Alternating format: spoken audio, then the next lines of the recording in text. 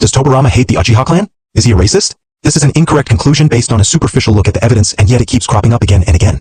This usually stems from 3 points. 1. His Senju clan are ancestral enemies of the Uchiha. He has physically fought them for the majority of his life, and he has lost close family members to them, such as his other brother. On its own, without additional context, it is indeed reasonable to assume that any person in this position would hate the Uchiha. However, this misses out Tobirama's personality, which is practicality above all. Tobirama is the calm, calculating, and strategic, and all of this leads to him viewing the world in a very objective way. Total objectivity is impossible, but still. He is not someone who will stand there and inspire, or someone who will talk of hope. That is the likable and naive Hashirama. Instead, he is someone who will amass information and wait for the optimal moment to strike or give the objective odds in the face of calamity. What I am getting at is his willingness to look to the heart of the matter and keep things objective. In the anime, when he finds out about his brother's death, he is, of course, affected, but within next to no time at all you can see him turn that into just another reason to continue their fight with the Uchiha. He has understood that in war, people die, loved ones or not. Him holding a grudge against them would do nothing. And guess what? In no subsequent encounter with an Uchiha do we ever see him angry or any implication of a grudge. Even when the Uchiha surrender en masse, he handles it just as he would any other clan. When Madara was before them able to be killed, he wanted to kill him. Not because of any grudge against him personally, but because it is objectively a very bad idea to let very powerful individual who is an enemy live today when he could stab you in the back tomorrow.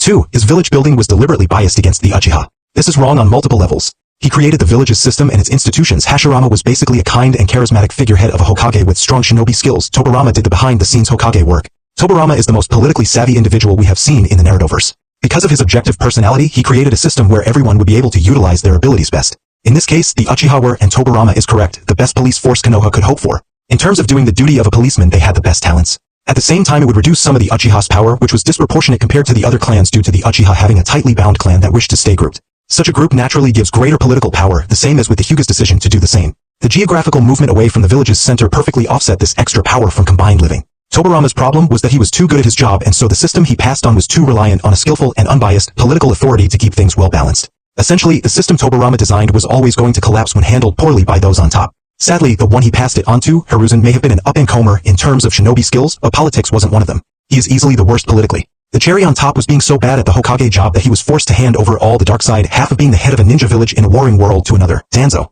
Suffice it to say that it did not take long for Tobirama's balanced system to start to tilt, then fall, before rolling down the hill at terminal velocity. The speed at which this happened is directly correlated to events where Danzo had to step in. It should have been Hiruzen, but if he wasn't as indecisive as a two-headed snake, Danzo wouldn't have been appointed. This is because Danzo was scared of the power of the Uchiha clan. He wanted to keep safe / gain more power for himself. He was suspicious of the clan, something which became even more with the Curse of Hated and the Nine Tails incident. Each time he would keep dealing the Uchiha bigger and bigger political blows, a ton of stick but no carrot.